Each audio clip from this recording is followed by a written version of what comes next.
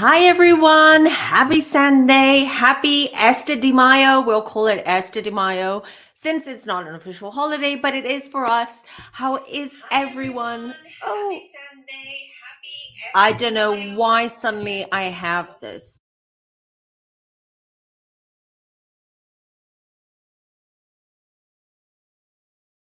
All right, everyone. Apologies for that. I obviously had a tab open. Rookie mistake. I was like, what's going on? What's going on? How is everyone? I just want to say hello to the chat. Of course, my mods are here. Gabrielle, lovely Gabrielle is here. And thank you so much, everyone. I've missed you guys. Hi, Joey. How is everyone doing? How are you spending your Sunday? Let me see who else is here. Joey, it is indeed. This is a place of acceptance and love. Storm is here. Hey, Storm.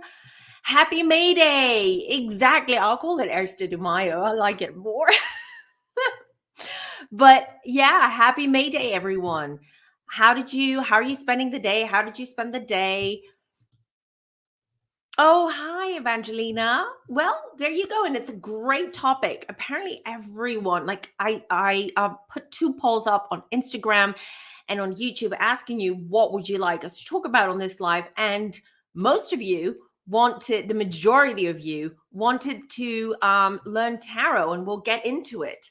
Let me just continue saying, I want to give some time for people to come in so they don't miss anything. Hi, Monica. Hello, and happy Sunday to you.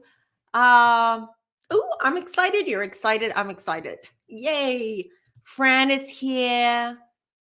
Yes, I'm so excited too. Yes, you made it.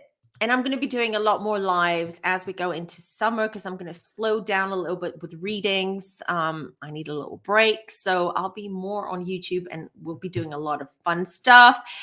And Kempire and I might have a surprise for you guys, but I'm not going to say anything until when the time is right, when we're ready. Hi, Gloria. Hello, and welcome to the family. Oh, guys, Light Mission is here. Yes, exactly. Light Mission, you're in my mind. Right. So if you've got a deck, have it handy, have it here. What I'm going to do, so what we're going to do today is I can't cover everything in one video. I'll try not to keep it sort of this video around an hour because I know it's too long for the replay crew. But I feel that this is going to become a series where we're going to talk about tarot, how to read, how to open your third eye, and really exercise the intuitive muscle in learning with using tarot, and it will help you discover a lot about yourself spiritually and also psychically too. And I'll explain a bit more in a minute, but if you've got decks, bring it on. Bring it next to you. I've got here some of my cards ready. I've got 3 different decks. And today I'm going to give you some tips. And this is an interactive show. So I'm going to drop the link down below. Whoever wants to participate, because we're going to be doing some exercise. I'm going to be helping you get your intuition going. Okay. So if you want to join, if you want to be part of it, I'll drop the link down below. You can call in, or even if you're shy, even on in the chat, you can participate by just typing in whatever it is you're feeling, whatever it is that is coming through to you, because this is what we're going to be doing today. I feel I'm missing everyone's chat. Hi, Amy. I'm so happy to see you too. I'm so excited, really. Who else is here? Will you be saving this video? They always get automatically uploaded to my channel. Sometimes I know people have complained in the past that the link, so this is really weird. So if you have the link of the live, then it doesn't, it does work, but sometimes it doesn't show up on my channel straight away as it buffers, as it uploads to YouTube from StreamYard. I hope that makes sense. But in a few hours, it's going to be available for everyone. Let me see who else. This is Sunita is here. I haven't seen you in a while. I have French and Dragon deck and 2 more decks friends got me. Perfect. That sounds Amazing, the world's greatest entertainer. Yes, you can ask a question. Is it about tarot? Of course, you can ask any questions you want to. Danny's in the house. Hey, Danny. How are you? Well, I don't want to hold you guys. Hello, Erica. First live, I have very nice. I love that you all have different decks because it's not about the deck. Well, it is about the deck. We'll get to that in a minute. So yeah, it's not about the deck. So tarot works the same regardless of deck. There are different types of decks out there, or systems. You have the Rider-Waite system, you have the Thoth system, you have Marseille, you've got Lenderman. So you've got different sort of systems and cards. But tarot is very, I'm gonna say, well, you're going to say it's easy for you to say that because you're psychic, but no, it is very easy to use if you learn it first intuitively rather than um, panicking and feeling stressed about learning the card meanings by heart. It does help, but the way I learned it, the way I use tarot, it doesn't really it's not really the traditional way, although I do use the traditional way too. I'm gonna say hi to So Iconic. Hey, you didn't miss anything. I was just waiting for people to come in before I start talking about tarot. And so it doesn't matter what deck you have. It doesn't matter what kind of like imagery and illustrations your decks have. We're going to do some exercises just to get things going and rolling. If you don't have a deck of tarot at all, if you don't own one, if you don't have it handy, it doesn't matter. Okay, it doesn't matter. And I've created cards as well. So if you go to the replay, or for the replay crew, so it's going to be easier for you to follow this discussion as well. I'm a very visual person, so that's why I always like create these cards for these lives, because I feel that this is how you absorb information easier. And it's much easier if you want to watch the video and then you just press pause and then you can just take notes if you want. It's going to be a fabulous series. I'm excited. I'm excited that so many of you want to learn tarot, want to not just learn how to read tarot, but you want to learn about tarot, what it is, how it can change our lives, why more and more people get into it. Everyone can own a deck and everyone can read for themselves intuitively. You're just exercising your intuition. That's all you're doing with tarot. And then you'll see slowly, gradually, you're going to feel more confident in yourself. You're going to feel more confident in your deck. And the other thing is, tarot, it's all about the relationship you build with your deck. Yes, you build a relationship with your deck. That's why each deck has different kind of energy. It emits different energies, and readings can be different with different decks. Okay, so I have, like, you've seen me use this deck. It's called the Light Seers Tarot. Super popular. I've seen a lot of readers use this deck. I love it because I just love the illustrations. It's got a very loving, friendly energy. It makes for a very smooth read, right? And then I've got another deck here. It's called the Shaman Caselli Tarot deck. Let me just say, I'm not a big fan of the traditional Rider-Waite deck. We discussed this with Isaac a few weeks ago when he came on the channel. He's also a tarot reader. He agrees as well. I was never drawn to the illustrations. I find it a little bit more I'm going to say strict, conservative, old-fashioned. I'm an Aquarius. I like quirky, bold cards. And this is the closest deck I have to the traditional Rider-Waite, but it's different. And I like it much more. This one is like, it's like a razor. Like, once you start throwing cards with this deck, it's just like straight to the point. There's no going into it, reading into it, going deep. No. This is like pretty straightforward, which is why I and with my decks, I go with my moods. I go with the seasons. I have different decks in private readings that I use. Usually, usually I use more than one deck. I may use two tarot decks and one oracle deck or two oracle decks. Depends on who I'm reading, on the situation, what comes up, what I'm picking up. The other thing is that what we're going to talk about today is very much about intuition. I'm a psychic medium, as you know, and I use tarot as a tool, as a sidekick, let's just say. I don't really need the tarot to read you guys, to read anyone. I love tarot. I'm so attached to my decks. I just love the fact that things that I'm picking up, they also help me really sort of put a lot of things in perspective, because as a psychic, it's not like, I receive things clearly. A lot of times I just get fragmented images or fragmented sounds, because I'm also clairaudient. I get fragmented things and I just have to piece them together and see what it is or what they're trying to say. Other times it's very, very clear. Depends.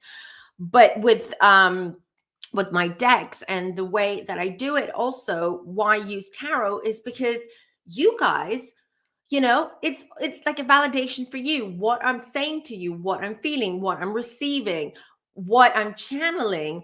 It's so much easier if I can validate it and support it with a tarot card. And it's also interesting, and people can learn from that. Otherwise I would be on YouTube just talking, not showing you cards, not anything. And I feel that this is a nice way for you to learn as well. You might even connect to one card, one specific card. We'll get to that with this series. I think we will get, not I think, we will get much, much deeper. We will talk about the meanings of each individual card, but this is not what we're going to do today. And if you guys are ready, Femmies, let's start the show. Hope everyone's ready. Get a drink, get your decks, and we will start. Right. So I wanted to show you this first to start off. The tarot deck consists of 78 cards. 22 of these cards are the major arcana, and we're going to talk about some of these major arcana cards today. And it is important to start with the major arcana because major arcana tells a story. Tarot is about storytelling. If you're a good storyteller, you're going to love using tarot. So it's all about the story that the cards have to say. And that's why we're going to start light and easy today. So the major arcana, which is the 22 cards starting from the Fool card and it ends with a World card, they represent your life's karmic and spiritual lessons. These cards represent your spiritual journey, obstacles, challenges, shadows, things that are lying underneath that maybe you're completely unaware of. With major arcanas, when they come up in tarot, okay, you know that the outcome is going to happen. It is going to happen. It's brewing. It's happening. The universe is bringing that to you because you need to learn or you need to grow from it. With the minor arcana, things can change. You can change the outcome because, and I'll explain in a minute, because the minor arcana reflects the trials and tribulations of our everyday life, of our daily life, right? And because we've got free will, we can change these outcomes. So when you throw some cards down, the other thing is talking about throwing cards down, and I will show you a little easy spread that you can do at home. You can start off with a one card if you're a beginner, if you're just starting to learn tarot, but you can also use a three card spread. Now, the cards take on different meanings depending on their position and depending on their neighboring cards. So if you throw a 3-card spread, I'm going to show you one here. Okay, we have card number 1, which is the Lover's card. Card number 2, which is the middle card, which is the Fool card, and card number 3, which is the High Priestess. I've underneath what I'm showing you is that you can use it in 3 different ways, the 3 card spread. So the first card, if you want to know about a situation, past, present, and future, then first card would be the past, present would be the second card, and then the third card would be the future. If you want to learn about something specific, or you're asking about something specific, let's say it's about your job or about promotion that you're expecting, and you're not sure about that, again, the first card is going to be about that situation, your job, your promotion. What is the challenge? Why it hasn't happened yet? That would be the second card indicating that. And then the third card would be what you need to know. What is the situation and why things are the way they are right now? But we'll talk a little bit more about the spread afterwards, towards the end, because I've used those 3 cards that I used on that example of a spread is some of the cards that we will be talking about now. So, and then I want you guys to practice and see what comes through. Now, before we go on, before we start with the majors, the other one was how to start. Very important. Meditation and quieting your mind. Okay. I know a lot of you, or a lot of us, me too, when I was a teenager, when I was young, I would grab my deck, I would sit on my bed when I was bored, or if I wanted to know something, or if that boy that I fancied and I want to know what's he thinking, is what's happening with this guy, is it going anywhere, I would sit on my bed and just throw some cards and say, all right. Okay, that's one way of doing it. But if you're really serious about it and you really want to dive deep into your cards and have a moment with them, because you need to have a moment with your cards, they do emit energy. It's your energy. It's your energy. That's why it's important, if you buy a new deck, that as soon as you unwrap it, unbox it, you hold it in your hand for a while and you close your eyes and you just try to see what comes through just by holding them. They need to feel your energy too, because you're going to be working very closely to your deck. They're your sidekick. Okay. They're your tool. They're your sidekick. They're your partner. They're your companion when you're reading. So treat them with respect. Always, when you start, when you're done with your reading, always put them aside, nowhere where your children, your pets, strangers can reach them, can touch them. I would say don't allow for other people to touch your main deck, your favorite deck. I've got decks that when I have in-person meetings, in-person readings, I use different decks. I don't allow for other people to touch my main decks. Okay. Now, how you start, it's very important that you quieten your mind and you meditate, and you don't have to go into deep meditation or anything like that. You just need to connect with your spiritual self and your higher self. Okay. That's all you need. And you do that just by sitting in a quiet room, feeling comfortable, making yourself comfortable, closing your eyes, and just allowing for spirit and energy to wrap you in their light. Okay, that's how you normally start. The other thing is, I would say always light a white candle when you start. You have to have a ritual. All right. Tarot is not, I know a lot of readers take the tarot with them everywhere, even when they're in a dinner party or a party and people find out, oh, you're a reader, whip up your deck and just throw some cards. I'm not about that, because it's a very personal thing, getting a reading and reading someone too. And you need a quiet space and and you need to connect with this person energetically too. And it's not some kind of like party trick to just have tarot. This is how I see it, because I respect my decks. I respect tarot so much. So, but it doesn't mean that I don't carry my decks with me. Because let's say a friend, just decides that they want to have a reading, but we'll find a quiet space to do that. But I still do my ritual even if I'm out and about. And it is, I might have a tea candle in my bag, because I can't carry this whole thing in my handbag, right? So white candle, light up the white candle, The flame is an open invitation for spirit to come in. You're just saying, I'm open. This is what we're doing now. Please come in. I'm allowing you to come in. Okay. So that's one way of doing it. The other thing is light up a candle. If you have a crystal, a protective crystal or grounding crystal or an angel light that connects you with the angels. Where's mine? There it is. So you just hold it in your hand. Okay. Just close your eyes. You take deep breaths and you imagine that you're being wrapped in white protective light. You have to protect your energy when you're reading. And that's it. And this is you inviting in spirit, letting letting your cards know, hey, we're open for business. We're about to do a reading.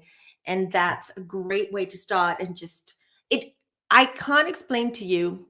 I wish we all knew each other in person and we were in the same room, but because how much this studio that I have, and I do a lot of my Zoom meetings here, the energy in this room is so different to the rest of my house. Everyone who's walked in, because a lot of people want to come, a lot of my friends are like, we want to see your studio, we want to see your crystals, blah, blah, blah. They come in, everyone feels it.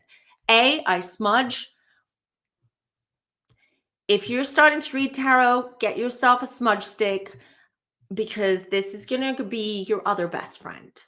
Always smudge your deck before you start your reading and after the reading because you want to get rid of that energy or that the person that you were reading for, that energy that might be attached to your deck. Now, put the card meanings guide down. You don't need to worry about all that. You don't need to whip out the booklet in your deck to start going through the meaning. You're going to get lost in translation.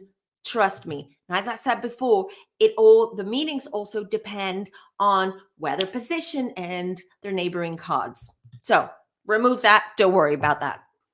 Read the card's energy. And we'll get to that in a minute. How does it make you feel? What time of year is it? What do you see? Who's on the card? What are the symbols on the card? Is it summertime? What does the figure on the card, the illustration, are they sad? Are they in love? Are they scared? You have to look at the card in full, completely. Just look at the whole picture first, and then without stressing, without trying to find the meaning, you don't have to. You just look at the card and think to yourself, what is it that I'm receiving right now? What is it that I'm feeling? You will start opening up. Your third eye, your intuition will start opening up. And then you're going to start receiving things about that specific card and about the person that you read for. Don't overthink. Big mistake everyone does. Don't overthink. Take it. Whatever it is, whatever is coming through, take it. Don't doubt it. Don't second guess it. Just go with it. If you're in doubt, pull another card. It's a clarifying card. Ask for spirit to clarify. I don't get it, spirit. I'm confused. What are you trying to say? I'll pull a clarifying card. And then it will start making sense to you. Before I go on, I just want to see what everyone's saying in the chat because I don't want to miss any questions or anything. If you're going to do this, because I think I know I'm connected somehow or have a spiritual. If you feel that you're connected, tarot is the tool, the divination tool, the spiritual tool that will get you there, that will get you to open up even more. Yes, and Palo Alto too, with Palo Alto sticks. Where's mine? Okay, mine's a little bit like here. Palo Alto as well, the scent is extremely calming. So if you've got a hard time sleeping, this is it. This is incredible. It's just so soothing. And it really, really cleanses the energy around the room as well. Let me see what else is everyone saying. All right, so I'll keep going. So I'll just drop the link now. So if everyone wants to get ready, because we're going to do a little game. But before we do that, I want to continue with this. So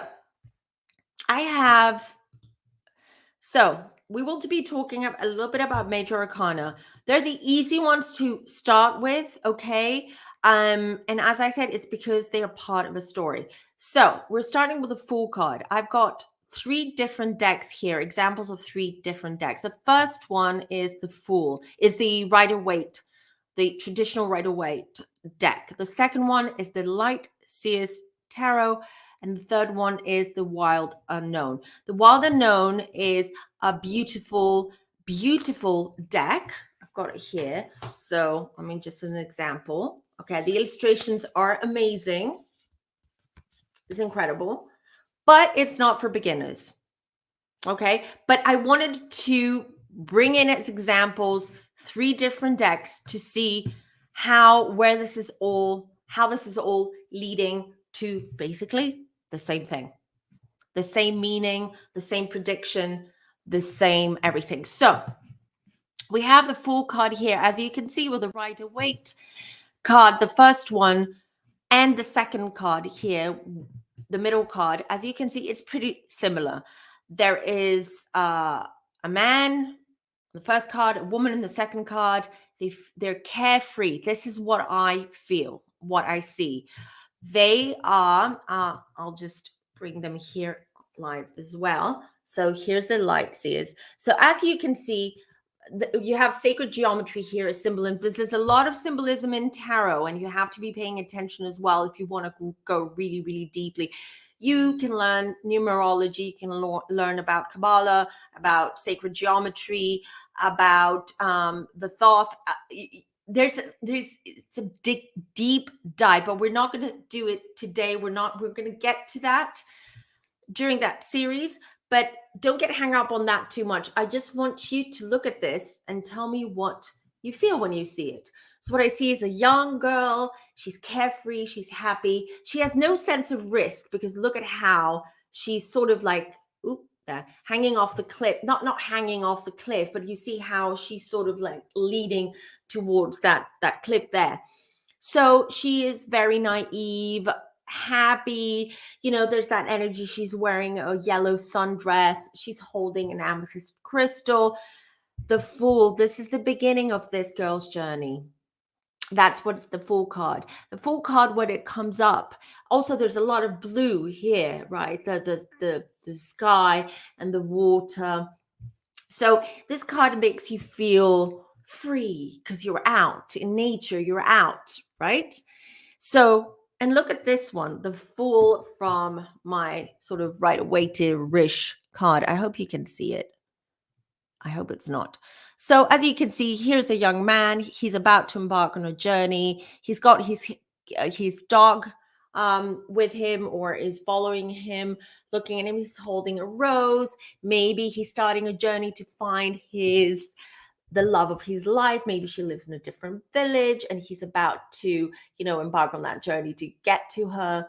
The sun is shining. There's a butterfly leading him on. Butterfly is also symbol of reincarnation, or a loved one, or deceased loved one being around us. So as you can see, it's the same vibe. So the Fool card in this sense means that someone is about to jump into something, but this person is very naive. They're very unaware of maybe the challenges and obstacles and roadblocks that they're going to meet along the way.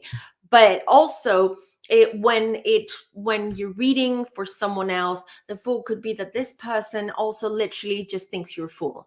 Okay, so again, remember, it's all about the position of the card, how it's positioned, and what are the cards next to it, because the cards next to it are telling you the full story, just as opposed to just throwing one card. So this is the feeling here. With the Wild Unknown card, you have a little duckling here, and a baby duckling, so cute. Here you've got yellow, the color yellow as well, like you have it here too.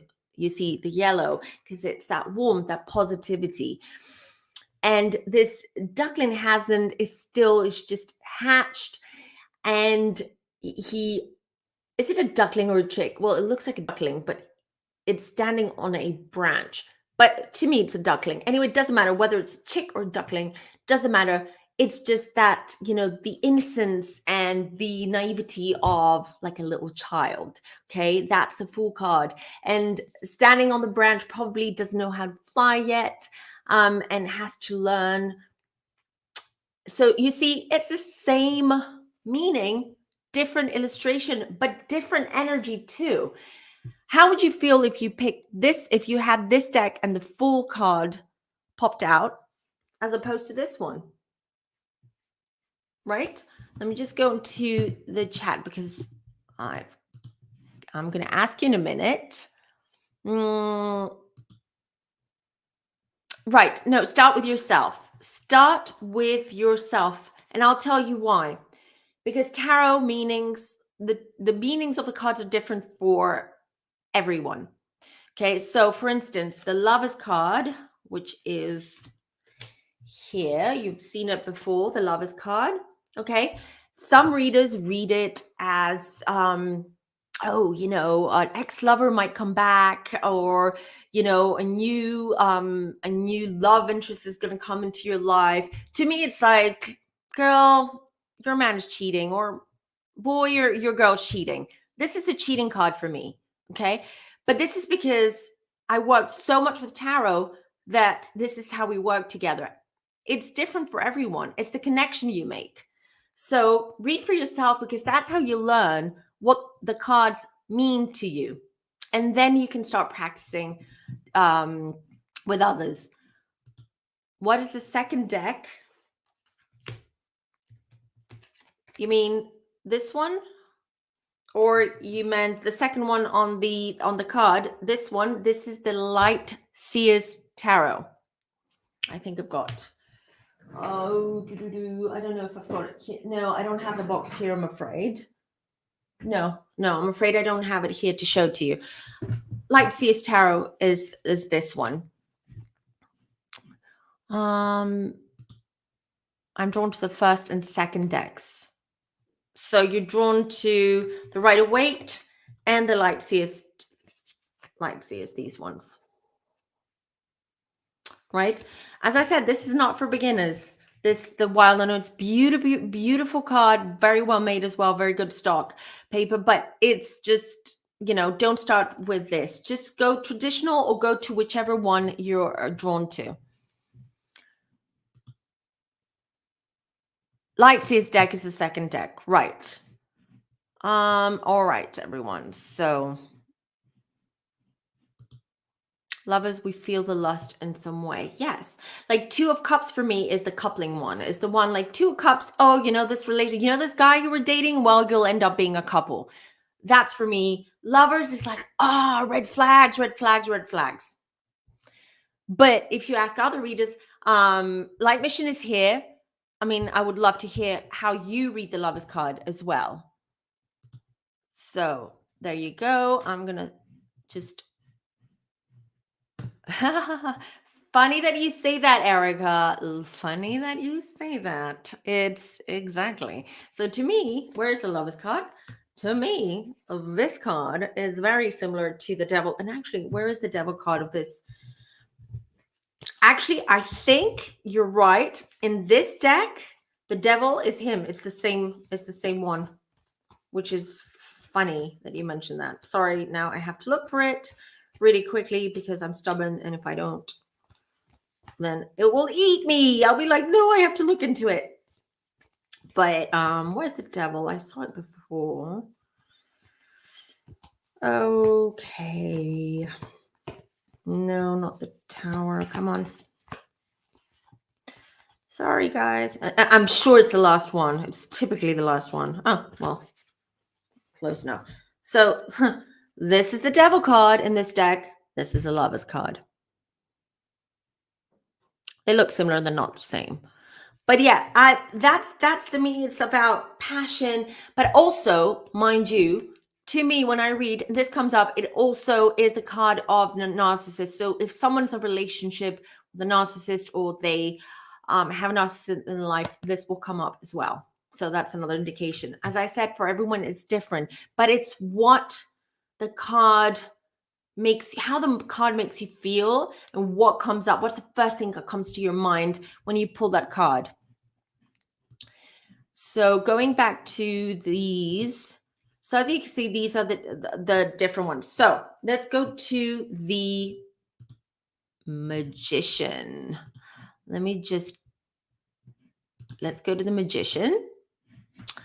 So the Magician it's about becoming more spiritual and learning more about your inner thoughts and introspective. It's also about evolving. When light workers or people who are very enlightened, or that they are healers themselves and they're unaware, usually the first or the second card that pops out is the Magician. It's also the indication that you've been manifesting and it's all coming to fruition now. It's all manifesting for you. And it's also that you can become a very good healer, teacher. Basically, you're born a leader.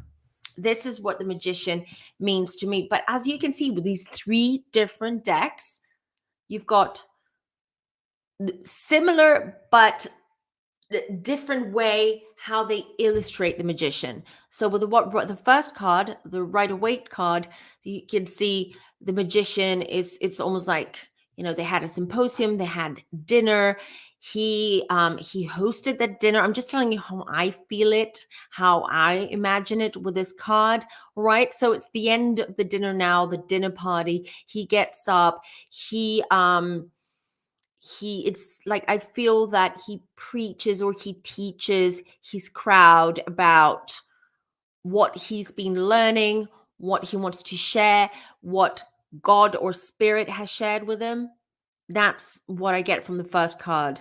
The second card, as you can see, is a lot more straightforward, because you can see the Magician, this person, this lady, she's basically using the water element to manifest power, to manifest light, to even predict the future. The third card, as you can see, the Magician here, we've got all of the elements. So you've got the sword, you've got the pentacles, you've got the cups, you have the wands, and you've got that cheetah, and it's got the symbolism of eternity on its chest. And this is about power, that I'm connected to all the elements, I'm connected to the world around me, and I'm on top of it. I've got power. And in my other deck here, the Magician looks like that. All right. I hope you can see that there. The thing is, how does it make you feel? What do you get when you look at these cards? And we will start now. So I'm going to drop the link. Whoever wants to call in and join in this fun game, Gabrielle is already backstage, because let's try this game. Okay, let's try this game and let's get your intuition moving, I guess, popping. Gabrielle, I'm bringing you on. I hope you're ready. Oh, so Iconic says, my favorite card of all this is Magician. I'm drawn to the card. Work with it. If that's the card that draws you and you want to start learning tarot, work with that one first, because it's going to talk to you, because you feel that connection. So Gabrielle, I'm bringing you on. I'm here. Do you hear me? Yes, I can hear you. Okay. How are you? I'm fine. I take the sun this morning in the park in Paris to have my energy coming back to me, because yesterday was very big. We know, with the solar eclipse, with everything. I feel it, and I think everybody feel it. If we are intuitive, we feel this eclipse, and I was just shut down yesterday. And May is going to be an interesting month, by the way, for everyone. Oh, I see. Yes. And this, my prediction, you hear it here. My prediction is And I've been going back and forth with that, but I'm sticking to everything that I get. Is I feel that the war in Ukraine is going to end in May. We hope, we pray, and we send always intention to finish in May, really, because it's just There's nothing else to be done. Damage yes, done, I damage done. So there's I nothing else to move forward. But so, Gabrielle, do you have a deck? You have decks. yeah, I have the tarot reader weight, not the very sexy, but the very straight of the point. I love how you said not the sexy one. Yes, it's not sexy. I prefer yours with this, this sexy devil and this lust lover, everything like that. Guys, it's very sexy, but mine is very, but when I touch it, when I do this chord against my heart, I feel like, a beer, a big beer, like when you kids taking in my arms, it's like that. I love it's very new. My tarot deck is maybe 3 months, but it's in this box. Never anybody touch it, just me, and I love them like he loves me. We love together. My cat and It me. is. It's a relationship. It's a working relationship. It's a relationship with your deck. Absolutely. I tell you guys, when I'm on holiday or something, and sometimes I'm like, I'm not going to take my deck. I need a break from everything. I just need to shut down. And I bloody miss it. I bloody miss my deck. It's crazy. Yeah, but mine is like me, teddy bear. I'm a teddy bear, and my deck is a teddy bear. It's not me. It's not Oh, that's so like sweet. it's like a panda. We are panda of the tarot deck, maybe. I mean, But if we start naming our decks, we're in trouble. If we start giving them nicknames and names, then we're in serious trouble, Gabrielle. why? Why? Because I give him a name. It's calling Rojo. I call him Ro. No, it's not. It's not I a think it's cute. I think it's cute. It's yes, because I'm always used to give a name for my some object, and people no, I'm not crazy, but I'm like the Native American. I believe if you give some respect for your everything, it's respectful, and some Asian tradition to believe of subject of object Mhm. have soul. And then my tarot deck is a Rojo and it's teddy bear like me. We are together. That's so sweet. Right. Are you ready? Are you ready? I want to try something with you. Yes, I have my card on my Okay. deck. Now I'm going to show you because I want people to see this as well, that they can do it. You can get a friend to help you with this. You can do it. It's always helpful if you're in pairs.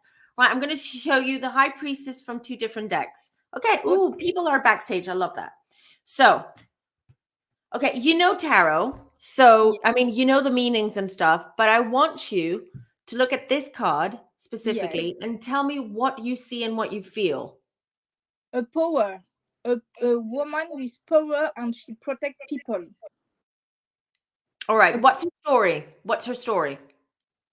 she's priestess for some maybe god from family, and she can make war to protect the weak people, and she help people because it's her purpose to help the people that can defend themselves.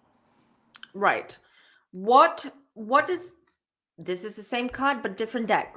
What do you feel? What do you see with this one? Wisdom, Wisdom. wisdom. What You know, why does it make you feel like it's wisdom? because she's waiting people come to ask her something, and Mhm. she gives advice to help people with situation, and she had the spirit tells her the good thing, the good advice to people, and she's linked with the nature and spirit, but she is to guide people with kindness and love and wisdom, and to make don't make bad choice with Right. goodness, with good in her. Now, let me ask you this because I'll take the other deck now. We have the Fool card, which is the first card of the deck. Okay. Then we have, God, they're not in. And then we have the Magician that comes next. Mm-hmm. And as I said, it's a story. Major Arcana is a story tarot. And then where's my High Priestess? And then you have the High Priestess. As if So with the tell me the story. How does it connect? So I if see you a young woman. She's growing up. She was very free. She had not very, consciousness of a thing, but she grows. She fell in the water, and she wake up on the water to be a magician, to work with the spirit, and at the end she become a priestess. She grow. It's a way, it's a journey to grow. The young girl, the fool, she's speaking with spirits, but it's like, what snow, she's here, and the magician, it's when she lose her innocence, and she grow, but she maybe go in the dark way, and when she become a priestess, because she's gone out of the dark place, but she arrived in some power and wisdom, and she had her mind is very not even, is very opening to the world, and she grew. Exactly. So if you had your deck in your hand, and very well said, and I love your story. I love how you just connected them. This is what tarot's about, connecting the cards together to make a story. So you can either take a deck and start saying, I'm going to pull some cards, and then you can put them one next to the other and start reading them as a story, literally. Okay, which Okay. is the best way of starting off tarot. Forget about spreads. Forget about, you're going to get confused. You're going to stress out. That's not the point of it. So Okay. what you can do is like start pulling one card. Oh, in this case, let's say it's a Fool card. Oh, someone is starting a journey. Someone, or if you're reading someone, you can say, Mm-hmm. I see you're just beginning to start. You're about to embark on a new project or a new journey. And I feel that you're very excited about this, but you don't know what to expect. And you go in a little bit like naive, but also insecure about it. Boom. Then you Okay. have the second card, just saying, when you're reading to someone, how you can interpret the story and put it in so it makes sense for the person that you read. Then Magician. And then you're like, but I see you manifested this situation. So you really you're really excited about this opportunity or about this journey that you're about to embark in your life. This is something that you manifested and you really feel strongly about it. But what does your intuition say about it? Because I got the High Priestess. So you see, and then you go, and then you go with the next one. You pull, let's say, the Emperor. I'm just pulling them in sequence, right? How they are in tarot. And then you pick the Emperor, and then you're like, ooh, you're lacking of strategy. I Or see. power. It's power and war. It's power. This is also the Dad card. Something else. Oh. The Emperor is also the Dad card. To me, the Emperor card is either that someone is um, strategizing, and they might have like someone who advises them, who is older, wiser, more experienced. It's also the card that comes up when someone has daddy issues, when there are issues with your dad, or when your dad has passed on and you just want to Mm-hmm. connect with them. So this is also the card, but it's all the dad card, but also the strategy card. So what I'm trying to say is, like, you can pull cards like one after the other, and then in your head you make up that story, just like you did, Gabriella. Like, you made a story and then you just adapt it Mm-hmm. intuitively into the person that you read. Intuitively, you don't try to make up your own story. You go with the flow, and you're Okay. going to be spot on. And you're going to be, and trust me, and find a partner and do this. And if anyone wants to read me, you're very welcome. You can come on here and read me No, if oh you no, want to practice. I just take a card now just for me, and I have the Temperance is going Hmm. out, the Hmm. Queen of the Cup, and it's calling because it's in French, and I try to find the So meaning. Temperance, Queen of Yeah, Cup, Queen of and Cup, but she was in other in the head. It's it's in other way, and I had it's calling. I see just that. It's because I use my deck, but I'm very slow with my deck because I respect it, and I don't want it begin to be angry with me because my deck, I think it's sensitive. I think it's calling the. Oh, I'm sorry, I just see it. It's very. Shoo, it's not a loon. Gabrielle, you know what we can do? I'll drop you for a minute because I've got other people Yeah. backstage. show me later backstage the card so I can see which one it is, and then I'll Okay, bring you back up. okay, not problem. Okay, thank I, you. Thank you. I- The world's greatest entertainer is next. Are Hello. you ready? Hello. How are you? I'm good. How are you? Do you have a deck there by you? Next to you? No, no, I don't. You don't have to. I was calling to asking a question. Sure, go ahead. Well, you are doing a tarot reading, are you? If I'm doing today, no, I'm not going to be doing them today, unfortunately, because of time issue. But Oh, I will go back live this week because I know and I feel that and I feel drawn. And I did say last live that I had messages for some of you, and I still do. And we will do that. Well, I'll just do a live where we do lightning readings, and then I'll just I want to share some messages that are coming through for certain of you. okay. So, cause that's why I called Dennis today. I'm sorry. It's because we're talking about how to learn tarot. There won't be enough time for the readings, but I will dedicate, I promise you, a whole live on that. So you can call in next time and ask me anything. Okay, well, I'll just call back in next time. Sure. And thank you for calling and thank you for being here. Oh, no problem. You're welcome. See you soon. Bye. See you. Bye. Oops. Sorry, Eva. Got you in too fast. Whoa. How are you? Can you hear us? I'm good. I'm so excited. I normally just get to. I met you through Kempire and Adam and all of them, and so I'm All so of them. excited that for the first time I don't get to like just see a recording of you, and I get to interact with you because you make Oh, my I'm so day excited. happy every time I get to see a video of yours. Oh, thank you. Well, that's why we're here. We're all a family. We're here to support, empower, and help each other. And I love that. I love, like, really look at this. Usually it's really late when I have these lives. And I'm usually kind of grumpy before I go on a live because it's like late at night and I'm like tired. But you guys, your energy, just I love you.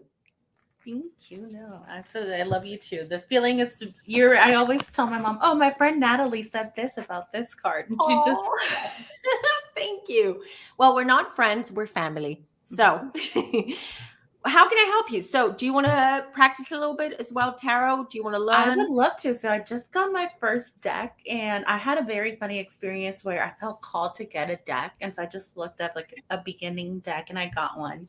And then my friend was like, I really need guidance. And so she was the first one that I did a couple of cards for myself and then hers.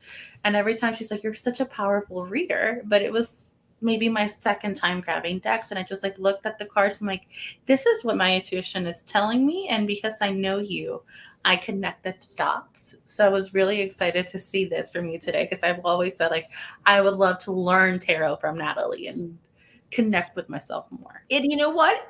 I have to say, and it's a good point. I wanted to say this before. It's actually, guys, easier to read someone you don't know. It's so much easier. Because that's when you listen to your intuition. When you read for someone you know things about them. So you try to like make sense, and then that's when you start doubting yourself. That's why I'm always saying start with yourself because you know yourself. Okay. And I have to say, and I admit, and I'm not the only one, a lot of readers out there cannot read for themselves. I cannot read for myself. I'm a psychic and a medium, so I do get messages the other way. But when I throw cards for myself, I'm like, help me. Like, what are you trying to say?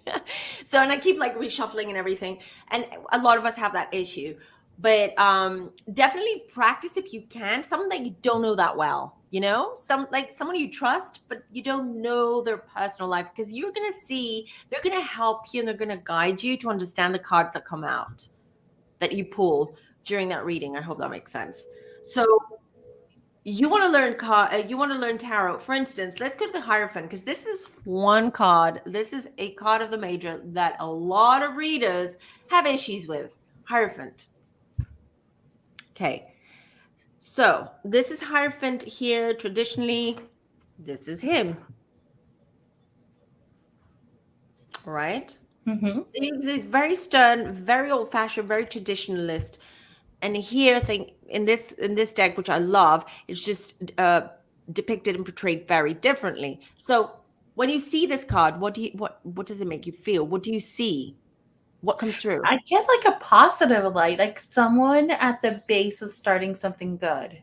Like they're slowly like leaning into their wisdom, and they need to trust that wisdom to go up that staircase into what their dream is. It's like they have connected with something even though they don't know it yet, but they're finally in that good place to start heading into the light, and the light Yeah. being their dream and their vision. The light being that and the star. And this one, which is the same card, different deck, what does that make you feel like? I actually get such a weird feeling from this one, just like more of a stern, or like Mhm. really trying to decide something. Like they are sitting in their throne and in their power, but they're kind of stuck in that realization of what is the next step. Mm-hmm. So the Hierophant, to not just to me, but the Hierophant is also the indication of marriage. It has to do with institution. It has to do with autocrats as well. So there's a lot about Hierophant that a lot of readers don't like, but it has to do with a lot of this control, the government control, state control, institutionalizing. And there's also marriage, which some people probably see as an institutional. But so, for instance, see how differently this made you feel as opposed to this made you feel. But if you were reading for someone and you got this card with this one next to it, the meaning for you would have changed, right? How would you read this? Say you had this one first. No, sorry, the Hierophant first, and then you pick this one next to it, the Lovers card. I definitely would have thought marriage, just because of the two of them together and almost like an efficient. So like they're making the decision to get married, and it's the right decision. See? Exactly. Whereas on its own, it has a very different meaning. That's why I'm always saying it has to do with the neighboring cards and the position and what you're asking. Another important thing about tarot is the question is the most important part. How you form your questions. Yes or no answers, tarot don't like that. I tell you, they don't like that. Open-ended questions, allowing for tarot to deep dive and sort of unfold what is going on and what's happening, those are the best questions. So you see how different it is, and it is spot on. So if I had, like, if I was reading for you, for instance, and I pulled these two cards together, okay, and they were just next to each other, I would say, oh, I feel like you're getting married. I feel like you're getting ready to, walk down the aisle with this one. Or again, listen to your intuition and how the cards make you feel. Or you know what, I feel that your partner wants to get married, but your parents had a really bad divorce, so you're not that keen in getting married. You're a bit sort of reluctant. It's all about intuition. It's all about how the cards make you feel with this one. No, I don't want the devil, but okay, I'm not going to use this one because this is a more obvious one. This is the Empress. This is Gaia. This is the grounding mother, the mom, earth, grounding force, for instance, the Empress. But the Empress here, how do you see her here? How does she make you feel? She makes me feel very like grounded and rooted, like just rooting it in and almost like in finding your purpose too. Like she feels very steady, very the first words that come to mind is like safe place. Let me ask you this. What's the first thing, and this applies for everyone when I'm asking, what's the first thing that you see when you look at the card? Is it like that stream in the back? See, that's the first thing that caught my eye too. So go for that. So if that's the first thing that caught your eye, instead of looking at her and saying, oh, she looks comfortable, she's got all these like produce here, it's probably autumn or fall or the beginning of spring. But you said that the first thing that you looked at was that. So the person that you're reading for, this is what you should be focusing on rather than the Empress. Okay, so if you're reading someone and the first thing that you notice is the stream in the back, so that's water in tarot, cups, It's about emotions and love. So you can assume, I see that, I see that you want to become a mom, and I feel that, that you're not emotionally fulfilled until you become a mom, for instance. Okay, that's one thing that this is one way of reading this card, because that's the first thing you notice. So you take that because that's your intuition saying, hey, look at that. So take that and run with it. How do you feel without overthinking? It sounds more complicated, but once you practice, it's all about practice, practice, practice, practice, and just looking at your cards and getting to know them, getting to know every single detail on the card. That's how you become an amazing intuitive reader. And it doesn't take that much time either. You don't need to be doing this, like reading tarot for years and years to become a good reader. A good reader is the one who uses their intuition. And even if you feel, let me say different, a good reader is someone who doesn't stick to the meaning of the guides as well, because they'll just show you, they'll send you the cards that you need to get, the cards that will form the story, that will tell you the story. I hope that helps. If you have any questions, please let me know. That really helps. It makes my little Libra moon happy to be doing this with you. Oh, that's thank you for calling. I don't know if there's anything else that I can help you with. If there are any questions, chat. If you have any questions, please ask me, because we will get into the meanings of each card, but again, that's going to be separate videos. Right now, we're just giving examples of how major arcana works, how you can form a story, and that's all you need to know. You can even start reading tarot just using the major arcana cards. You can just set aside the rest and just try with the major arcana cards, and you will surprise yourself when you start reading for someone, and you say, hey, I'm practicing tarot, can I just read you, ask me a question, or that's the best way. Just ask them to ask you a question. Don't go in deep dive, do a Celtic cross or throw cards. You're going to get lost in the whole thing. Just say Q&A time, what do you want to know? Let them ask the question and then shuffle. Everyone has different ways of shuffling, different ways of like picking the cards out of the deck. You just shuffle and then you just show 1, 2, 3, depends how many cards you want down, and you read a story. That's all. And you'll see how people will be like, whoa. Absolutely. Thank you so much, Natalie. Thank you for calling. See you soon. See you again. Bye. So I don't know if the chat has any questions. I've been missing what you guys have been saying. So I want to show you again a little bit, sort of like, let's go through really quickly the other cards. So the High Priestess, as you can see, High Priestess is about intuition. To me, sometimes when I have tough readings and I doubt myself, that doesn't happen often, but sometimes it does, because we get tired too energetically, we can be low. And that's when you start sort of like saying, oh, am I too tired? Am I not listening? Am I not that connected to my guides at the moment? You're always connected to your guides. It's all in your head, but in your head, my head. And so when sometimes I'm going through that phase and I get the High Priestess, I know I'm in good. I'm like, oh, okay, thank you. They're like, stop overthinking, listen to your intuition, go for the intuition. That's the High Priestess.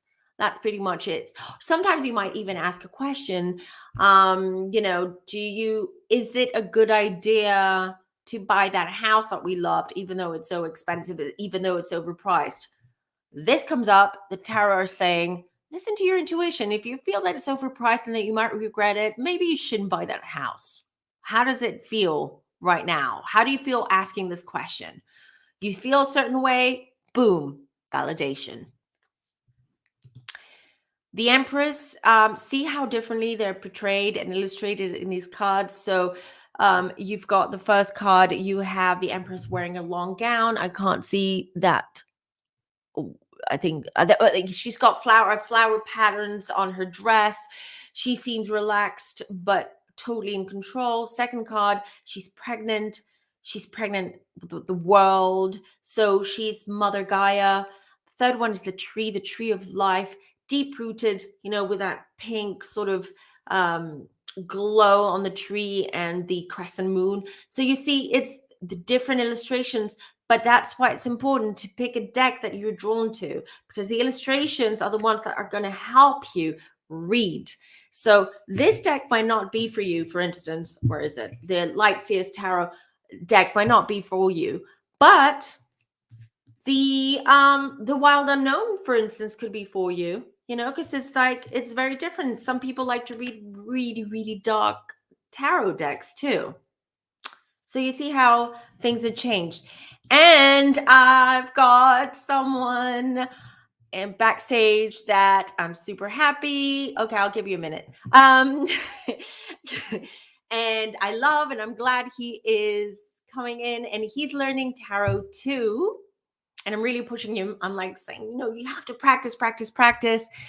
So are you ready? All right. Okay. Mr. Campire is in the house. Hello. Fem Tarot had no idea I was calling in, y'all. What? I was like, oh, let me surprise. I'm literally doing laundry and, of course, creating content. That's you, Camp. That's your life. It's always like multitasking, like texting, doing your laundry, eating while editing videos, and then going on the live. I don't know how you do it. I just had a shake. I don't want to cook. I don't want to do anything, but I had to come to support. And you were talking about one of my favorite things, and that's tarot. I have so many tarot decks, but this is one of my favorite ones. My favorite one. I know. Oh, that's a nice one. Which one is that? That is Three of Coins in reverse. I mean the deck. The deck. Oh, the deck. The deck is called Tattoo Tarot. I've actually seen some other people use it. Tattoo Tarot. Yes, we've talked about this one. I like this one too. And I got this one somewhere in the city. I didn't order this online. So how is your, share with everyone, how is your tarot journey learning going? How are you going about it? Everyone, even you, suggested that I take, a card at a time. But I'll be honest with you, I've been busy. I really haven't pulled them out in a while. But I've been called to recently. I was like, oh, I should go and, pull and play with them. And I haven't. And then you did this live, of course. You know. We're so connected. And still, I need to go back. Something from Whitney is I keep getting Whitney signs. Whitney Houston, for those that think I'm talking about someone else. But I keep getting signs from Whitney. Maybe we should go back to her. Maybe there's something extra or something has happened that she needs to put it out there. Yeah, I don't know. I keep getting signs in all different. I'm like, Whitney, what? What do you want? But see how more open you are now, as opposed to a year ago. How much more now you feel her energy, Whitney. You see her. You paying attention. You're paying attention. You're paying attention, and you're not overthinking to block it, because when you start overthinking and trying to rationalize, you block the whole thing. But I need to go back and figure out why does she want my attention? Whitney, why do you want my attention? She loves you. I told you when we did that reading, she was so drawn to you. She was, and that stuck in my mind. I was like, there must be a read. I just don't know what it is. So maybe we do need to do another reading of her. We should. Maybe that's what it is. Maybe we should around your birthday, maybe, because your birthday's coming up. It is Taurus season. You all know my birthday's coming up. It's in 10 days. It's in 10 days, and that's the season of Beverly. That's a premiere of Beverly Hills too. Wow. Yes. Don't forget to check out our Beverly Hills reading. Yeah, we did. Yeah, let's say which one did we do? Yeah, it was Beverly Hills. And since you're here, I want to say, because everyone's been like, do an Amber Heard and Johnny Depp. We will. We've discussed it with the Campire. So much stuff. He just has a lot right now, but we are going to do it. Promise.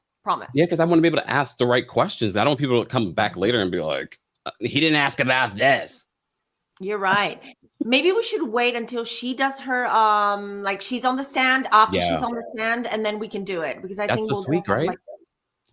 It is. It should be Tuesday, I think. Is this their third week? I know. I think they booked 6 weeks. I heard. Don't tell me 6 weeks. The whole thing is going to last 6 weeks. And people want me to cover this, and I cover everything. I'm like, that's a job in itself. I know, right? There's a lot going on, but it's interesting to read into. And she's a Taurus. It hasn't been a good couple of weeks for Tauruses. I was gonna say, oh, guys, the other day, when was it? You know, the whole like Louis and Teresa thing, and then there was the Amber Heard, and poor Campire just texted me one day, and he's like, I'm really starting not to like my sign anymore. I mean, what's going on with Tauruses? I always see people asking for a Beyonce reading. Do you guys want us to just never exist again in life? I keep avoiding those questions about Beyonce. I'm like, I'm not oh, you know, I attack them head on. Beyonce? Do you want to explain why we're not going to do it? I mean, there's a whole assortment of reasons. There's a whole assortment of reasons. Some of them that we will not mention because I like our lives. Well, if you don't know what we're talking about, go and watch the Kardashian reading video and you'll understand what we're talking about.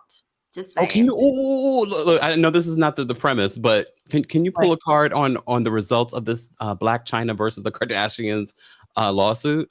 Sure. Hold on, because look at this. Look at this. It's all Ada. It's all Ada, though. It's all Ada. So it's not an overwhelming response. Okay, Ada, calm down. Beyonce. Stacey Abrams and Viola Davis. Why? I don't know. So iconic. Let us know why. Never Beyonce. Never we want to stay to live. Yeah. Thank you. We want to live another day.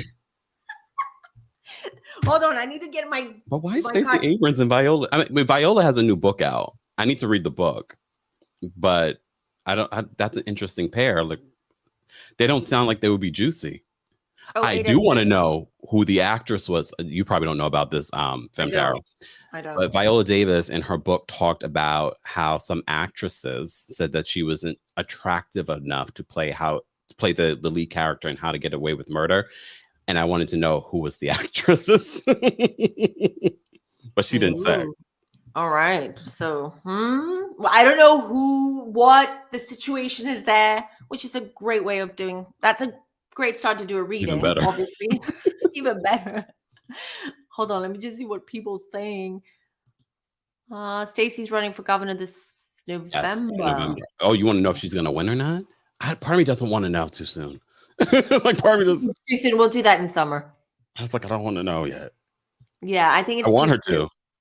Oh, see, Light Mission says no, thank you, because she's an intuitive. She knows. See. Where's my? Oh, here's my black tourmaline. Yeah, before we get to that, how do you do? Like, share with everyone how you started reading tarot, how you started sort of like exercising your intuitive muscle. When was the first time? I think the first deck that I went with my friend. We were playing with regular deck of cards, and because we had saw someone else use a regular deck of cards as a way of reading tarot. Mm-hmm. And that's when I was like, I should start collecting. And then when I, was traveling, I said, I should collect ones from around the world. So I have quite a few, and I just really haven't applied the focus to really learn. But I kind of have an idea. Sometimes when we do our thing and you pull up a card, I kind of have an idea what it might mean or what it might not mean. Yes, you do. You sometimes even before I say it, you know what that means or what's about to come out. Yeah. So I'm still on a journey, but this is definitely my favorite deck. Part of me is just like, I like nice things. Like, I like nice things. Come on, you're a Taurus. I like nice things. And these are beautiful. These are beautiful cards. They're beautiful because they're very bold. And I like that they have like sort of this tattoo graffiti sort of like style, which is. And I have some oracle cards that I think, one of the oracle cards are like some of the like your famous like singers, and Beyonce's in that deck. Okay. All right. Can you show us from your deck the Empress, for instance, because we were just talking about it, just to show everyone, for instance, with Kempire's deck, how the Empress is portrayed. Wait, let me find the Empress. I know. And while you do that, I'm going to shuffle mine. Yes, I want to know the results of this Black China. Look at my elephant brain. You have your soundboard today. I want to know the final result, because the jury is currently deliberating. They've been deliberating since Friday. You said that the High Priestess or the Empress? The Empress. Empress. She's number 4. Number 4. Oh, so Iconic says, P.S. You told me that I would get 2 financial opportunities offers. I received one and took it, and it's 1 week, and they're paying me. Yes! Congrats. I'm so excited. Femtower was a real deal, y'all. Oh, thank you guys. But that's why we're sharing the knowledge. Everyone can do this. Everyone. It's a lot of cards here, y'all. The Empress is hiding from me. Okay, if it's too much of an issue. No, I'm almost done. Look, I'm almost there. It's got to be in here somewhere. Imagine it's the first card. Light Mission is asking, what's your strongest clair? Are you cognizant, clairvoyant, or clairaudient to you? Oh my gosh, that's a really good question. I think I'm clairaudient. Because like a lot of times when people are feeling things, I'm like, really? I don't feel anything. But I just hear stuff. I hear stuff. I also think you're also clairsentient though. I mean, because you're very intuitive. You might not feel like the energies and stuff, and you might not feel what other people are feeling, but you're definitely picking up their mood, their energy. Oh, you're right. Look, you're So right. I would say you're more clairsentient too. I think the Empress is right here. All right, see how she's depicted here, everyone. Like Beautiful. here, she's like, she is Mother Gaia. She is like the boss bitch from hell. This is how she's depicted here. She's got a shield as well, so she shields herself. She shields her family. She shields the people that she loves. The Empress is a really beautiful card. Thanks. It really is. Really is. I love it. And she's in red as well, so it's about fire and passion. Did you talk about the black moon? I got some moon water. Did you make it? Did you? Good for you. Both me and my friend were like, this water looks different. It was all bubbly. Yeah, someone texted me yesterday. No, sorry, Friday, and they said they bought some crystals off my shop, and they said, should I put them out? Should I charge them? Should I cleanse them? Should I put them out in this eclipse? And I said, no. Eclipse sucks the energy. Does not. I'm glad I didn't put mine out. I just saged mine. That's why. Yeah, good. Don't ever take your crystals out, or don't try to manifest during an eclipse, because an eclipse, what is it? It just covers the sun. It just like puts a lid on the sun's energy or the moon's energy, depending on the eclipse. So it's the opposite energy. It's the opposite effect. Just I want to clarify, because people might wonder about the eclipse. The eclipse is just that a lot of stuff that is going on, and you're trying to kind of like keep it under control, or keep it sort of, down there. It usually sort of like blows up in your face with eclipses. Oh, so yeah. And they were calling it a black moon. I was like, oh, I don't know about that. It's called the black moon. But this is how I charge. Between sage or Palo Santo, I also have my selenite. Yes, selenite definitely next to your crystals. It charges. Selenite is also super grounding. Something that people don't realize about selenite is very, very grounding. So you don't need to spend a ton of money to get like expensive crystals. Selenite is very inexpensive because you can find it easily anywhere. Yeah. It's pretty much, it's like it's like a gypsum, and gypsum is everywhere in all kinds of gypsum is like oh, come on, what's the word? When you break your feet, when you break an arm or a leg and they put a cast on it, they use a kind of like gypsum to make the cast. Oh. God. Oh, so and it's a very soft stone as well, which can break easily, can scratch easily. You can scratch it with your fingernail. The selenite. Oh, I can tell you this one. Hold on, I got a new crystal. Oh, lovely. I love that one. Is that that's not, it's a, smoky quartz? That can't be a smoky quartz. That looks green. Is it? No, look a little. Oh, it looks, now it looks, now it looks like, it looked green for a second. I'm like, it's labradorite. All this stuff behind me. Oh, I love my labradorite. And then I have my malachite. Yes. Yeah. And of course, black tourmaline, always around me. I love the I'm bringing some malachite bracelets as well for my shop. Anyways, we're just jumping from one topic to the other. So what do we want to know about Black Black China? China and her over $100 million lawsuit against the Mhm. Kardashians. The jury is currently deliberating. It's been up and down. Kim Kardashian was recently removed from the defamation portion. She still is facing charges of interfering with a contract, but they removed her from that part. But a lot of people are back and forth. Oh, she's going to lose against the Kardashians. Some people are like, oh no, the Kardashians have been caught so many times in different lies. So I just want to know, what is going to be the result Of this court case? Yeah. Amber asks, how close do you need to keep the crystals to you? I saw that. Sometimes I keep them in my pockets, especially when I'm live. Yeah, when you're live or when you're around a lot of people or you're talking to people, you just have them next to you. But just in the space that you're in is enough. I mean, their energy is powerful. So it's a myth if the smaller the crystal, the least, the less energy it emits. That's a myth. It's the quality of the crystal that counts, not the size. Yeah, size doesn't matter in this case.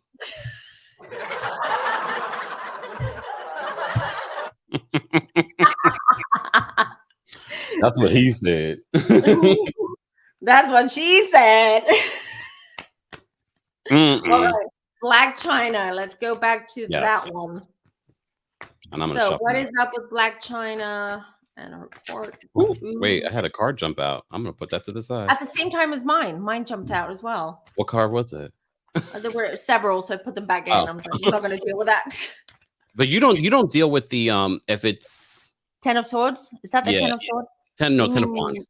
Oh, 10 of Wands. Okay, thank God. Because I'm like, 10 of Swords, that doesn't... 10 of Wands, it means that something is coming to a close, a project of yours. Something that you've been working on is about to come into completion. And you'll be able to announce it, promote it. Look, I have a couple of meetings this week too, so... and I know I'll text you later. Yeah. You don't need to let everyone else. People are watching. Exactly. Oh, okay. These cards. Okay, why the devil's looking at me? All right. Okay. Everyone's like cracking up. We're a mess. All right, back to Black China. Stop distracting me. Yes. Right. Okay. Ooh, all these cards because I'm just not concentrating. That my cards are they're like, focus, girl, focus. So Amber says at night next to your bed. Yes, Amber, I have crystals next to my bed at night, but I have specific crystals. I have a rose quartz next to my bed. Recently I've added some amethyst.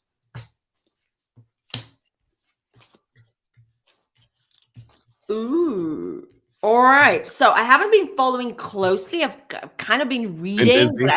With Amber and Johnny. I've been Amber focused. Amber and Johnny Depp focused. Johnny Depp was my crush. And even now, Johnny. Really? Hi. Amber?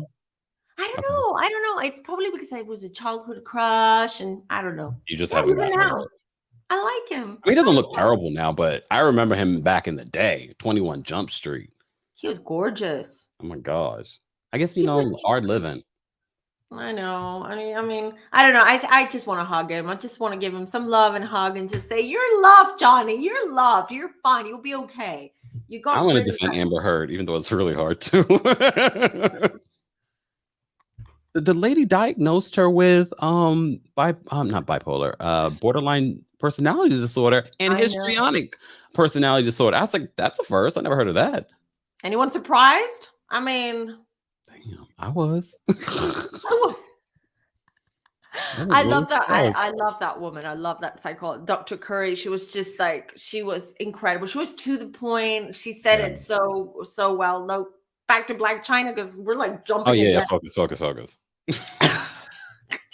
Right. So Black China is ostracized at the moment. This is what I feel. I feel like everything like ostracized by. I knew you meant. I was just like, oh. Yeah, no, because I have the Hermit, so it just shows that she's in trouble. The thing is, I don't know what's up with her, but I feel like she pretends or she's acting. I'm sorry. Let me say it differently. She's trying to cover up the shit, the BS. Okay, she's trying to cover up. She knows that she's not going to win this case. I got the judgment here. It's not going to be good. It's not going to be. It's going to be long-winded. It's going to be a long-winded thing. This is not going to end here. I think it's going to be like. I feel like she's running out of money too. She just had to turn in 3 cars. Really? Yeah. I just feel that she's running out of money, but because she's so proud, or I feel that there's something about her. She's like a dog with a bone, you know, like she's not going to let go. I feel like she's going to take this, she's going to beat it to a pulp, this whole situation, but it doesn't look good for her. And yeah, she's like everything that she does, like I just feel like she puts a face on. Like she's not going to come out and say anything honestly. She's not honest. Wow. Oh, doesn't look good, doesn't look good, doesn't look good. With that 9 of Swords, it's going to turn against her. You know, it's all going to be, how much are they asking? Well, at one point I heard 300 million, but then most recently I heard it was like 140 something million. Doesn't look good. It really doesn't. She is in a pickle. Like, but the thing is, she's never going to come out and admit it. That's why I feel that this is going to continue on, this fight or this situation between them. And I just feel that it's coming to an end. I feel, is the court case coming to an end now? Like I feel they're deliberating. The jury's currently, well, now? not now. Well, they were deliberating on Friday, but maybe tomorrow we'll know. Yeah, because I feel like it's happening now where it's just like done. It doesn't look good for her. It's not going to be favorable. And I feel like her whole ego is going to be so bruised that she's going to, like, even after the court case, there's going to be a little bit of media war, a little bit of, and maybe even another court case in the future. Well, I in the think future, there's like another. She might be like appealing it or something. Because she wants money. It's the money, right? Of course. It's the money. And she's reaching. I love she's reaching. She'll do anything. She'll just go to her grave fighting this and fighting for the money. Because she doesn't have any. I don't feel like this is intuitive. She doesn't have any. Well, I feel like she says she made $1 million on OnlyFans. But she hasn't paid taxes in a couple of years and doesn't have any bank accounts. how's that possible? That's what I'm saying. I see another court case in a couple of years. Or with the IRS. Maybe. Could be with the IRS. But I see her, like, the next few years is going to be like one thing after the other, after the other, after the other for her. Like, bam, bam, bam. And another court case. Oh, damn. I was hoping. I don't know if that OnlyFans is working as well as she says it does, to be honest. What card is that? The wheel. The wheel is about turning. Since we're learning tarot, the wheel is about what's the situation right now. Are you at the top of the world? If you feel like at the top of the world now, it's going to change very drastically, very suddenly. And that's what I feel. I feel that this facade, this image, including, because they showed me the OnlyFans, it's BS. They showed you the OnlyFans? Well, yeah. Is it just me? Look, is it just me? Not her account. Okay, Spirit has a sense of humor. Always. They've shown you some other things, and we were like, "Oh, remember Chrissy Teigen reading?"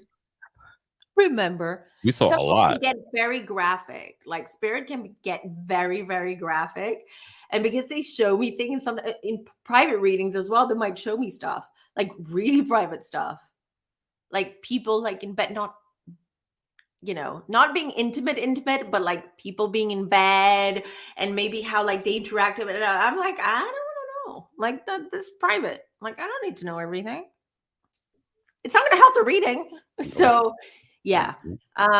So that's what I tell you. So you'll see that the Black China situation is not going to end now. I mean, there's going to be a. So the Kardashians win again. Yep. Yeah. Well, I didn't ask about the Kardashians, but from what I see, it doesn't look good for Black China. It doesn't. It doesn't look good. I mean, what are the prognosis about it? I mean, it really seemed every other day would seem like, okay, the Kardashians got to win or Black China got to win, because there was information that the Kardashians did renew or did send emails asking them to not renew the show. So I thought that might be enough. But when you have a jury, you just never know. I can tell you that I feel that she celebrated way too soon. I feel that there Oh. was like a moment of celebration with her, like where she thought she might win. No. Oh, wheel. And then I had after the wheel. So everyone who's watching, because we're learning tarot. So you see, we have the four of, oh my God, it confuses me when I watch it. You have the four of wands here, which is pretty much sort of like a victory, like a celebration. I want to share the good news. I want to share something with my friends and celebrate. But then I got the wheel, which means that's not going to last long. You know, the wheels are turning. So that's not going to last long. And then I got the Nine of Swords. But the Nine of Swords is going to be a very painful, sudden, unexpected ending in a way. Ooh. Or outcome. Do you think the Kardashians will see monetary damages from her, like for their legal fees? I don't feel it. Well, I asked Mike, I don't feel it, but we can see. No, that's all right. Not that important. It's really not. I do have a question. I talked about this on my podcast yesterday, and I was, and this is a personal, well, not personal. I've made it public. Someone's stealing my content on TikTok. I heard half of your podcast actually before I came on while I was like wearing my makeup. I was listening to that, and I'm like, funny that you're saying that, and funny that you're trying to move towards a different directional platform, because I'm starting to do that too. I'm starting to I've started opening accounts and looking for ways of sort of like having them in a platform, which I'll text you later. Oh, okay. I was like, where? Well, my question, and I was like, this is personal because I talked about it on the podcast. All my other personal stuff, y'all don't need to know. But part of me, I felt bad because when I started telling people on TikTok that I was going to leave it, they were saying, "Oh, don't leave! I want you to be here." Like, my question is to the universe and to the spirit: should I leave TikTok, or should I just ignore what they're doing and just keep creating? Hold on. Ooh, I'm gonna shuffle my cards too. Ooh. Hold on. 2 wish card, Page of Cups. Okay, interesting. I'll let you know in a minute. It's good that you're asking me so people can actually see, so I can show them the cards and like. I know what I'm doing. I'm not a newbie to this situation. I know. My cards are falling everywhere. The energy. Maybe. Okay, let me tell you. Page of Pentacles, 10 of Cups. Gabriella said to go to Discord. I have a Discord too. I just opened a Discord as well. I haven't really delved into learning it, but I need to. But I'm also thinking of Patreon, maybe. That's another one. That's definitely a safe place. All right, hold on, give me a second. So regarding TikTok, I get a little bit mixed messages. On one hand, they're saying keep doing what you're doing because you're doing great and you'll keep growing. Okay, because this is the wish card. And I feel that TikTok was very easy for you. As soon as you were on TikTok, I feel like you picked up speed, like you grew up. Your channel grew very fast, right? So that's what I feel. I feel TikTok is for you. It works for you. It's great for you. And I do feel what you think, but you feel that when it comes to monetization, TikTok is kind of like being a little bit too slow, not in the direction that you want. But you are patient. You're a Taurus. So you're saying, okay, we'll wait a little bit longer and see how that goes. And then I'll make my decision. But to be honest, although you're pissed off because they're stealing your content, and I've heard this from a lot of people on TikTok. That could never happen on YouTube. If someone literally uploaded your video, you could copyright strike them. You can't do that on TikTok. No matter how you try, they have the methods for that, but they don't respond, and they'll come back with like no violation. What? I know. I've heard that. So many people are doing that, but you know what? You can watermark as well your TikTok. I mean, I do, but people, when they're swiping through TikTok, they're like, oh. True. You know what I mean? Like they think it's me, and they think it's me reposting old content. Anyways, let me not interrupt the card reading. No, but it's funny because your TikTok, it's true that it's very fragmented when it comes to like for on my thing on my feed. Hmm. I get like either like older ones Yeah. mixed with newer ones, and I'm like, what's going on here? And sometimes I'm because you don't have dates on all of them. You're like, when did he post this? This is old news. You know what I mean? Well, But trust and believe you're not getting old news from my channel. If it comes up as old news, that means it's really an old video. that's true. That's true because you like roll out a lot of like content as soon as the news breaks. Yeah. Here's the That's why thing. people are confused. Go ahead.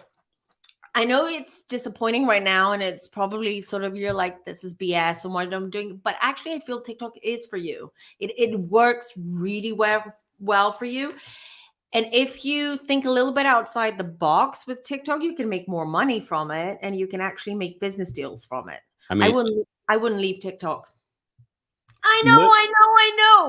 Well, I mean, you're right. You're right, because it's not from TikTok and I was literally saying this on Twitter and on the podcast, is that I was going to stay because I literally have 2 promos from 2 different companies for TikTok. So, and that's where they found me. So as I'm thinking, I guess that Leo Moon started coming out or something. And it was just like, I'm done with this. I'm done. But then as I think it through, I'm just like, maybe people are going to steal your content. People are going to steal your content. I will, once I get my team together, I'll let them figure that stuff out. Exactly. You'll figure a way out where you can protect like your content, but I would definitely stay there because I do see new opportunities coming in and bigger deals, not just sponsorships from TikTok. You've been saying that though. Don't tell all my business to everybody. Shh. Don't tell anybody. Oops.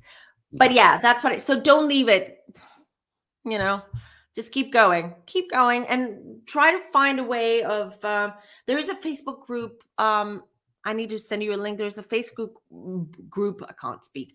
Facebook group where you can join, and a lot of people share a lot of information about TikTok, big content creators. And even when they help each other troubleshoot, I've heard this before. So maybe you should join that and ask them, ask there in the group. And so many people give great advice there because they're big content creators in that group.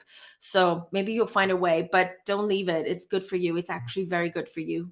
All right. See, I'm glad I asked. And look, we got a super chat. Thank you, so iconic. Oh, thank you. I need a soundboard too. Ching-ching. Thank you, so iconic. Really, I appreciate it. And congratulations on the new job. We had a reading about a month ago, I think, wasn't it? And he was super stressed about the job. And I'm like, don't worry, you got it. I can relate. And he got it. Congrats. So I don't know. I think we've been at it for almost, over an hour and a half. Yeah. How are you longer? I mean, you don't do longer lives, do you? I mean, I've done 2 hours. I don't make a habit of doing it, but I've done 2 hours. And tonight is the premiere of Real Housewives of Atlanta. But I do Candy and the Gang recap tonight.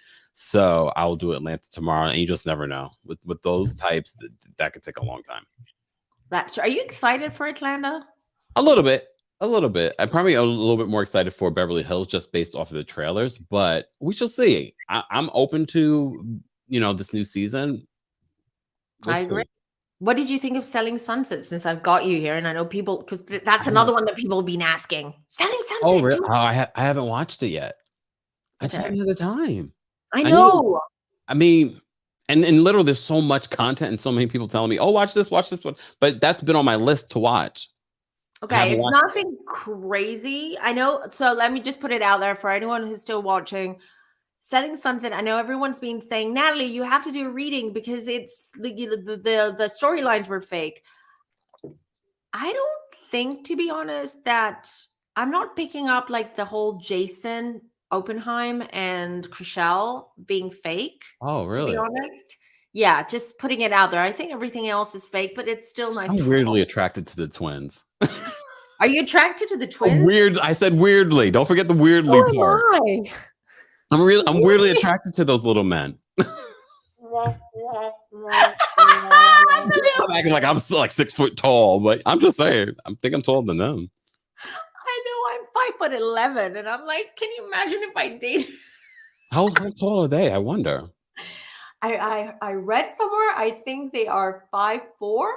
Oh, so they're little men. So they're They're cute though. So they're cute and they're rich. That helps. but they've got commitment issues, so that's a big no-no for you. I could care less. I mean, you're not looking to date me. I'm just saying. I'm like, all right. I could be attracted. That's about it. But it's true that there is something weirdly attractive about, especially Jason, not Brett so much. I think Brett is very grumpy. Like he's always so moody. I mean, I can relate. Maybe he's hungry. What other star signs, guys? What I other don't know. star signs?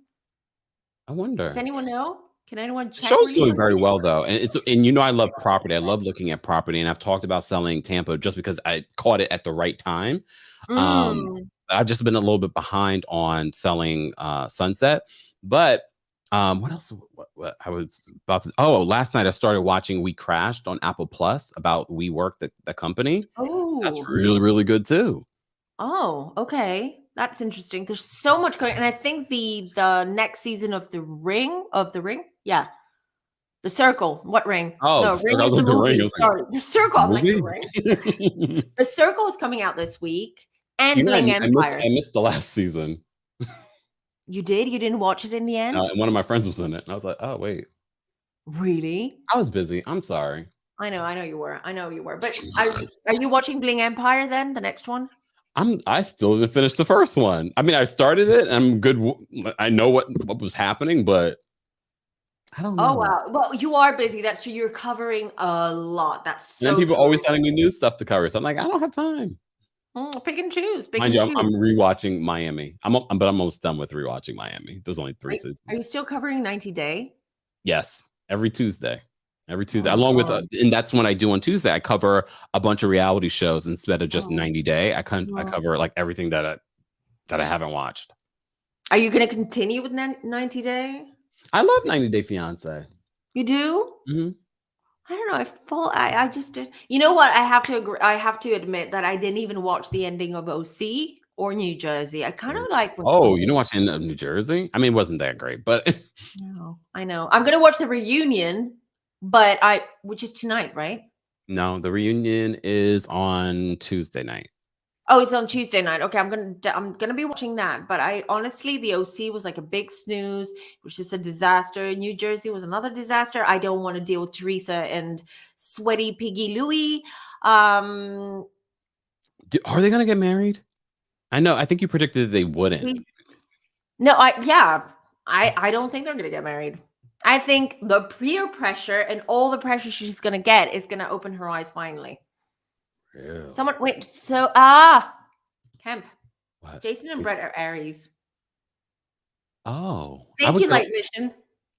I would get along with them. I wouldn't date them. Yes, you would. You would date them because they're Aries. I've never dated an Aries. They're fun. I mean, especially. I'm really good friends with Aries, though. Really? Yeah, like I get along very well with Aries, but yeah, because you're grounding. You can kind of like, you can kind of like ground that energy of theirs because they can get a little bit too much. Oh yeah, that's just like, and then they're in their own little bubble. It's like, all right.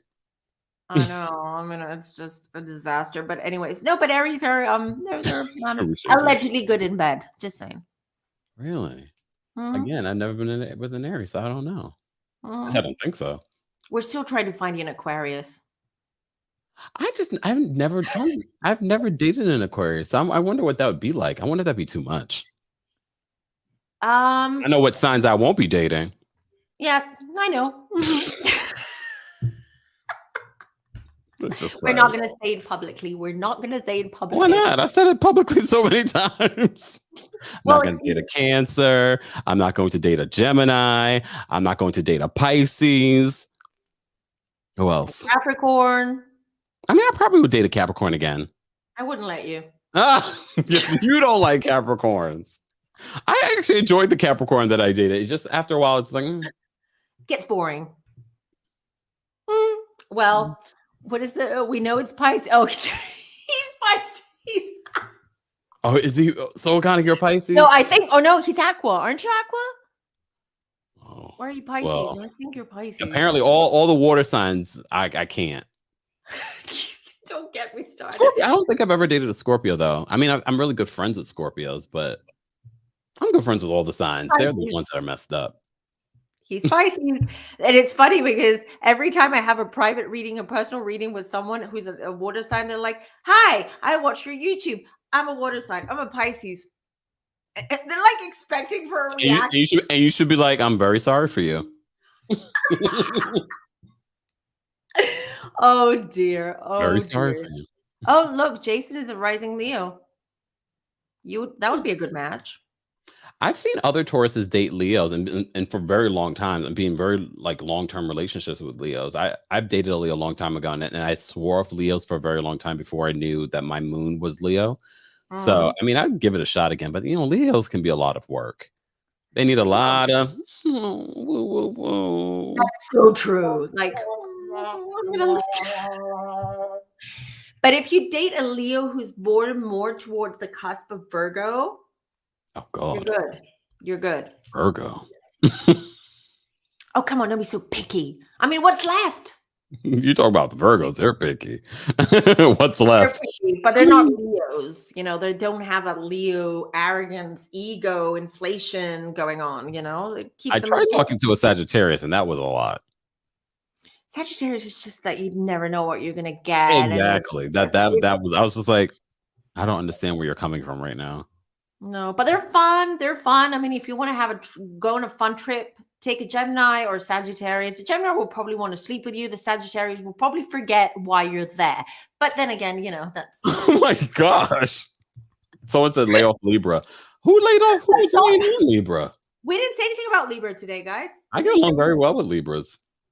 Me too. I love Libras. I need to find out the moon and rising for my Taurus. Oh. Yes, you do. You're a Taurus too? No, I think she's something else, but she's dated. I know a lot of people that watch my channel are either Tauruses or dating a Taurus. I think that's so interesting. That's interesting. And I've been, a lot of Aquarians have been gravitating towards me. I've been having a lot of Aquarius lately. So I don't know. Maybe it is like, you know, we stick to our own kind. Who knows? TC, Scorpio. I mean, I don't know a lot of Tauruses in my real life, though. Never Sagittarius. Yes, so strange. Libra, we are wild. Libra, you are well, Libra men are different to women. Very different. Like the men, you have two different types of men of Libra. You have like the more of this like family man, you know, the provider, someone who is more, I would say, stable in their life when it comes to like their job and their family. And then there's the Libra who is the F-boy, the player, very unstable with job. I do. So I kind of said at this point, date an alien empire. Well, y'all will think when I find my boo, you're going to think he's from out of this world. That's why he's going to be an Aquarius, because Aquarians are like out of this world, out of the mothership. I mean, I've never dated an Aquarius, so we'll see. I don't think I've ever dated an Aquarius. No, I would know. I would remember. Have I dated a Taurus? No, I don't think so. I've dated Geminis, I've dated Libras. I'm married an Aquarius. Oh, you're not selling me on the Aquarius right now. I'm married an Aquarius. Okay. You know why? His ascendant is Capricorn. Oh, so it's his fault. Should have known better. Heather says my man is a Taurus. I'm a Capricorn with Aries and Aries. Oh, okay. I can see Taurus and Capricorn is supposed to be a really good match, but I guess it really depends on your moon and your rising too. Yeah, everything depends on your moon and rising and your Venus as well, et cetera, et cetera. But no, I mean, hypothetically speaking, theoretically speaking, yes, it's a good match. Very grounding. The only thing is that you would annoy a Capricorn because Capricorn is all about saving and they stress about money, and Tauruses are all about spending. So, and I have a Leo moon. And you're like, make it rain, make it rain. I'm gonna spend all my money. Look, the Capricorn I dated didn't seem annoyed. But I The did like spending Capricorn that money. you I dated. definitely like spending money more than he did. You did? Yeah, definitely. From yeah. It would have been a recipe for disaster with you, money-wise, would have been if you dated a Virgo or a Gemini. You would be broke. But if I dated a Gemini or a Virgo, Yeah, you would be broke. really? Oh, Virgos, terrible at saving money, big spenders. They just don't, they're very spontaneous. And Geminis, stingy when it comes to spending to other people, but when it comes to themselves, they'll spend. Oh, well, I was definitely not looking to date a Gemini or a Virgo or a Pisces or a Cancer or Just so I saying. kind of might be right. Who's left? Just I mean, I'm saying. open to everyone else besides those. I mean, have you dated Sagittarius? No, I only was talking to one, and just the conversation we had matched. This is like a couple of years ago. We had matched on Tinder, and we're having conversations and things like that. And I was just like it was fun at one point, and then it was just sort of like, you're mad about what? Huh? I was confused. Yeah, they get a bit like Sagittarius, and I love Sagittarius. Don't get me wrong, I like them because as I find friends. them they're fun and they're just, I like their energy, but they get a little bit sort of, they have this like suddenly everything's fine, they're having fun, or you're having fun, or you're doing whatever you're doing, and suddenly they flip, or there's a switch going off, Like and a then you're like, Gemini. what's going on? And then they're just, what Sagittarius do? Anyone who's dating, married, or knows Sagittarius well, you know what they do? Like, let's say you're watching a movie or you're sitting having dinner, they'll just stand up without warning, and they'll just go. They leave. They're like, once they're done, because they get bored easily, once they feel bored, like they get too bored and they feel like they're done, they're out. They're not even going to say goodbye. That's what Oh my gosh. It's true. It's Nope. absolutely. My senses are already like, you're weird. Like, why are you mad? It's just, it is that they want to be in stimulation all the time. That's why Sagittarius is a lot of adrenaline junkies are Sagittariuses. A lot of people who like to do like these extreme sports or adventure seekers. I am not the one for them. Neither am I. No. If it's not like Sagittarius has never been on my radar. For me, it's an adventure if I have to go to the center of the city. That's already an adventure for me because I live in the burbs. So I'm like, yeah, no. Look, Brandy, thank you so much. Brandy says there's nothing wrong in Campire with waiting for the right one. And I already know the right one's coming. Tarot told me. Yeah. So I'm not even like pressed about finding love. My focus is somewhere else right now. Yeah, but you need to get out of your house to meet that one.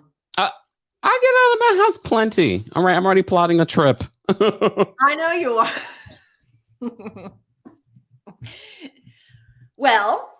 Well, that's going to be interesting on that trip because you never know. Never know. I mean, I don't know. You never know. I might have something to do with it. Uh-oh.